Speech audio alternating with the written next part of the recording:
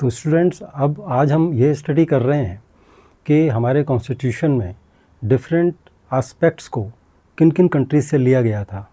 तो चूँकि हमारा कॉन्स्टिट्यूशन हैविली बोरोड एस्पेक्ट्स के साथ में है, तो लेट अस स्टडी। सबसे पहले ब्रिटेन की बात करते हैं।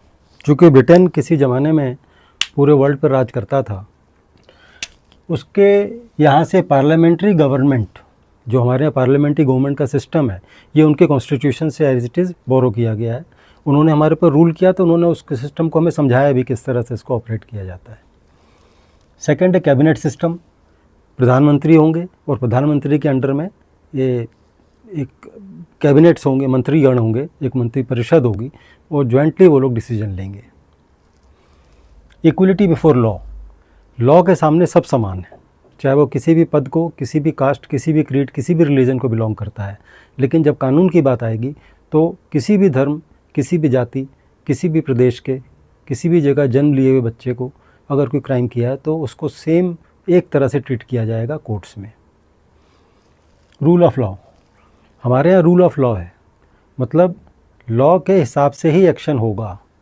जो कोई भी कार्य किया जाएगा किसी के डिस्क्रिप्शन पर नहीं है, चाहे वो किसी भी पद को होल्ड करता है, लेकिन उस पद की गरिमा को बनाए रखने के लिए, उस पद को वहन करने के लिए, उसके पदभार को, उसको भी कुछ रूल्स एंड रेगुलेशंस के अंदर काम करना पड़ता है, उसके बियॉन्ड नहीं जा सकता है।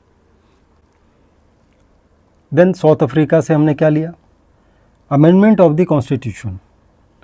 जो हमारा आर्टिकल 368 है, जिसमें कि हम कॉन्स्टिट्यूशन में अमेंडमेंट कर सकते हैं। जैसे अभी हमने आर्टिकल 370 को एब्रोगेट किया, तो वो उसको एक पर्टिकुलर प्रोसीजर के तहत ही किया जा सकता है। तो कोई मेजर अमेंडमेंट अगर करना है तो 3/4 मेजॉरिटी के साथ में हम उसको अमेंड कर सकते हैं।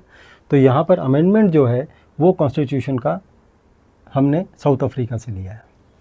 यूएसए, अमेरिका से फंडामेंटल राइट्स, जो कि हमारी बैकबोन है हमारे कॉन्स्टिट्यूशन की, वो फंडामेंटल राइट्स हमने यूएसए से बोरो किए हैं।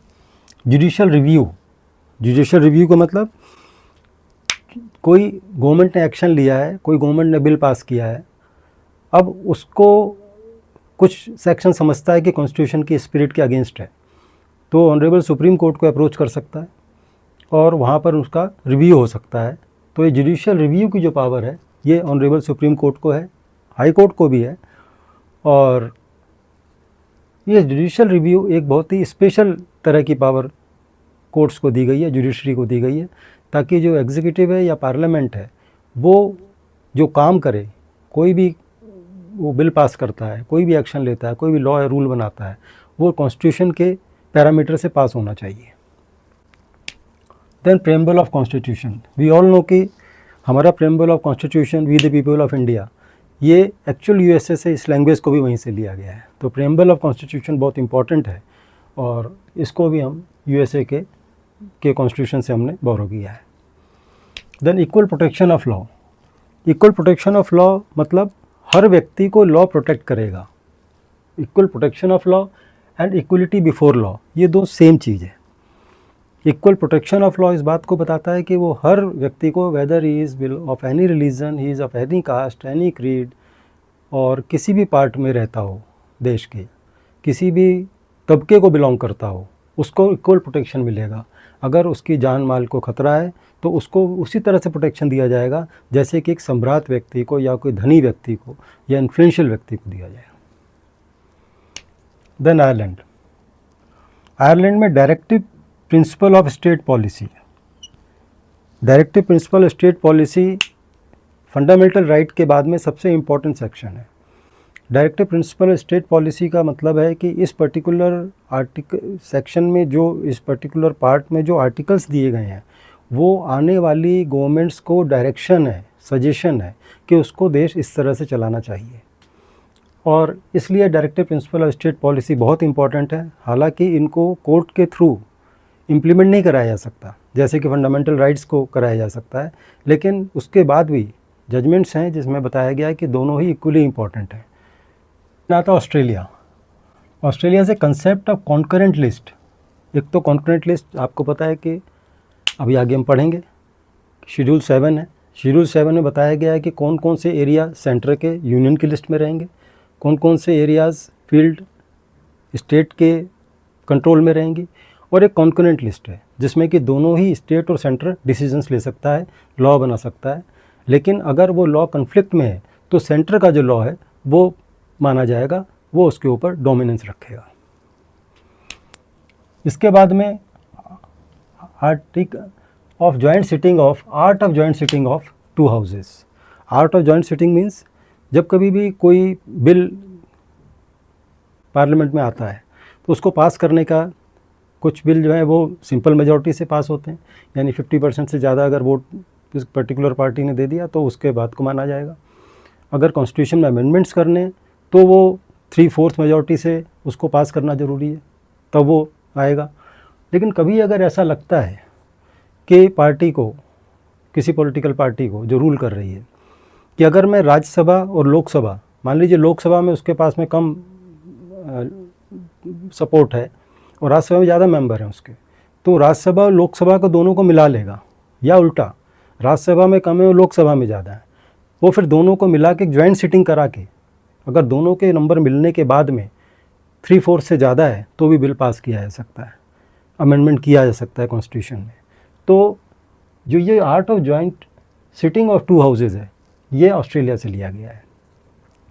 Then Russia, before that Canada.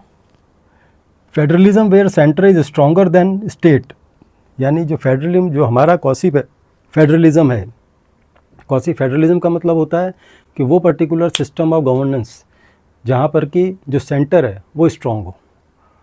तो लेकिन एक्चुअल में ऐसा नहीं है, वहाँ ये माना गया कि फेडरल वो है जहाँ पर कि सेंटर और स्टेट दोनों को इक्वल पावर्स दी गई हैं, वो अपने एरिया ऑफ इन्फ्लुएंस में काम करेगा और जो सेंटर है वो अपने एरिया ऑफ इन्फ्लुएंस में काम करेगा। लेकिन हमारा वो फेडरलिज्म बताया गया जो कनाडा वाला है, जहाँ पर कि सेंटर को ज़्यादा स्ट्रॉन्ग रखा गया है, ताकि वो स्टेट्स के ऊपर कोई स्टेट अलग ना होने की बात करे देश से, तो उसकी इंटीग्रिटी के लिए, कंट्री की इंटीग्रिटी के लिए, इसकी सिक्योरिटी और सेफ्टी के लिए इस पर्टिकुलर पोर्शन को कनाडा से लिया गया है। That mean federalism where centre is stronger than state. और हमारा आप जानते हैं कि जो टॉपिक है फेडरल स्ट्रक्चर, उसमें हम इसको डिटेल में पढ़ेंगे। Then appointment of governor by centre, और अपॉइंटमेंट जो गवर्नर का होता है सेंटर के द्वारा, ये भी कनाडा में के ही कॉन्स्टिट्यूशन से लिया गया है। देन रशिया चूँकि आपको पता है कि कम्युनिस्ट कंट्री है, तो फंडामेंटल ड्यूटीज़ इनके आर्टिकल इसको लिया गया, जिसको कि लेटर ऑन आर्टिकल 51A करके इंसर्ट किया गया था हमारे कॉन्स्टिट्यूशन में। देन आता है ideals of justice, social, economic, political. ये पूरा की पूरा मार्क्सिस्ट थ्योरी के ऊपर है। तो जो ये सोशल, इकोनॉमिकल और पॉलिटिकल जस्टिस दिलाने का जो एक कंसेप्ट है, ये हमारे प्रेम्बल का पार्ट है, ये भी हमने रशिया से लिया है। और एक 5 ईयर प्लान, ये 5 ईयर प्लान को भी हमने रशिया से लिया है। आपको पता है कि हमारे यहाँ जो बजट है वो 5 साल का आता है, और 5 साल के लिए बजट को पास किया जाता है, और हमारी प्लानिंग जो है वो 5-5 साल के हिसाब से होती है, जिसे हम पंचवर्षीय योजना भी कहते हैं। Then France, concept of republic, that mean हमारा जो कॉन्स्टिट्यूशन है उस कॉन्स्टिट्यूशन के हिसाब से हम चलेंगे, वो हमारा कंसेप्ट रिपब्लिक का आता है।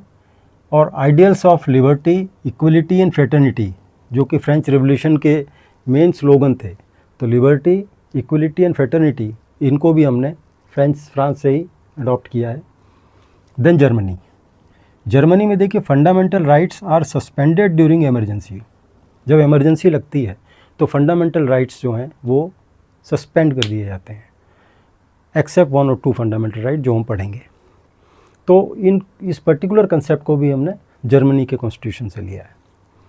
इसके बाद जापान से लिया है concept of procedure established by law, यानी कोई भी प्रोसीजर जो इस्टेब्लिश हुआ है लॉ के द्वारा, उस प्रोसीजर को ही हमें अडॉप्ट करना है।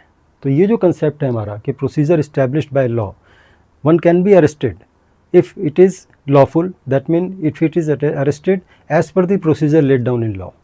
उस प्रोसीजर से अगर किया जाता है तो वो सही है, न्यायोचित है। ये कंसेप्ट हमने जापान से लिया है। अब ये जो पर्टिकुलर सारे हमने कंसेप्ट्स लिए हैं डिफरेंट कंट्रीज़ से, इनको कहाँ इनकॉर्पोरेट किया गया है, ये बड़ा ज़रूरी है जानना।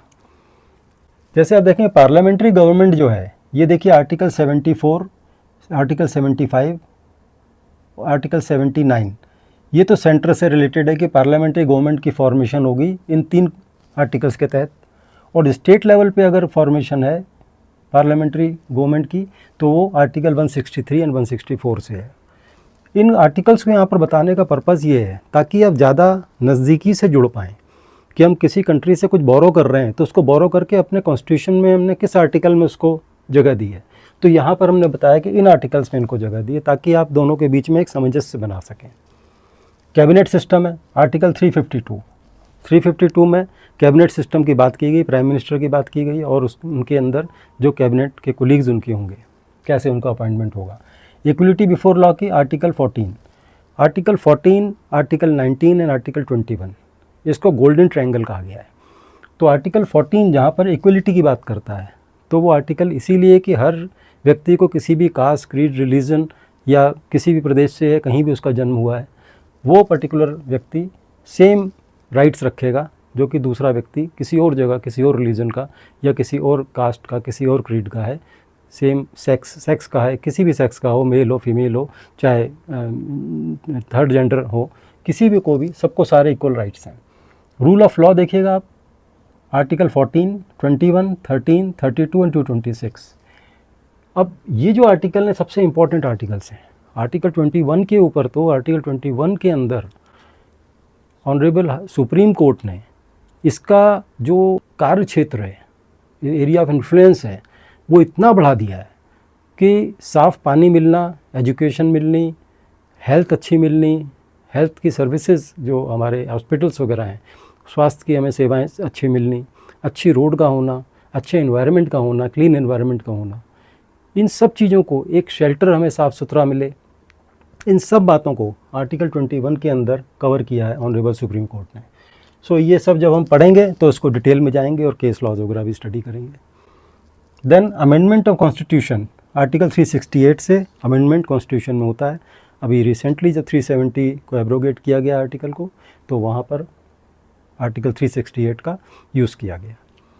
देन फंडामेंटल राइट्स आप देखेंगे, आर्टिकल 22 to 35 है। जुडिशियल रिव्यू जो article 13, 32 and 226, article 32 supreme court के लिए और आर्टिकल 226 हाई कोर्ट के लिए बनाया गया है। प्रेम्बल ऑफ कॉन्स्टिट्यूशन सबसे इम्पॉर्टेंट है, इसको शुरुआत में ही दिया गया है। इसको पढ़ेंगे, एक एक लाइन को पढ़ेंगे, एक शब्द को समझेंगे कि कॉन्स्टिट्यूशन को किस तरह से हमें चलाना है, कि हमारे जो फोर फादर्स थे जिन्होंने इसको ड्राफ्ट किया है उनकी क्या इंटेंशन थी इस कॉन्स्टिट्यूशन को बनाने के पीछे, इसका पता लगता है हमें प्रेम्बल ऑफ कॉन्स्टिट्यूशन। इसको की टू कॉन्स्टिट्यूशन भी कहते हैं कि उनके माइंड को ओपन करने की जो फ्रेमर्स थे, जो ड्राफ्टर्स थे, उनके माइंड को ओपन करने की हमारे को प्रेम्बल ऑफ कॉन्स्टिट्यूशन से मिलती है। Than equal protection of law, that is article 14। Article 14 यहाँ भी है, आर्टिकल 14 यहाँ भी है। Equality before law and equal protection of law दोनों 4 आर्टिकल 14 में होते हैं, जो कि इक्वलिटी से रिलेटेड आर्टिकल। देन आयरलैंड का directive principle, it is very important, जो आयरलैंड से लिया है, ये आर्टिकल 36 से 51 है। आपके फर्स्ट सेमेस्टर का जो सिलेबस है वो आर्टिकल 51 तक है, आर्टिकल 51A भी हम उसमें कवर करेंगे। देन कनाडा, फेडरलिज्म जहाँ सेंटर स्ट्रांग होना चाहिए होता है, और अपॉइंटमेंट ऑफ गवर्नर, इस तरह के जो जितने भी हमारे आर्टिकल्स हैं, आर्टिकल 1, आर्टिकल 248, आर्टिकल 246, 7 शेड्यूल में क्या है, 7 शेड्यूल में बताया गया है कि यूनियन के कौन सी लिस्ट है जिसमें उनका इन्फ्लुएंस है, स्टेट की कौन सी लिस्ट है जिस एरिया में उसमें काम कर सकते हैं और लॉ बना सकते हैं, और एक कॉन्करेंट लिस्ट है जिसमें कि दोनों स्टेट और सेंटर दोनों ही अपने लॉ बना सकते हैं।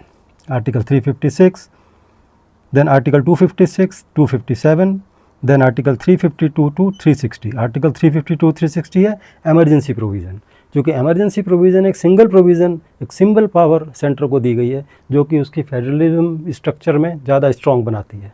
Then Russia, fundamental duties article 51A में मेंशन किया है, एंड आइडियल ऑफ जस्टिस के ये प्रेम्बल में मेंशनड है। 5 ईयर प्लान जो है, पहले प्लानिंग कमीशन होता था, अब वो नीति आयोग 2015 से है।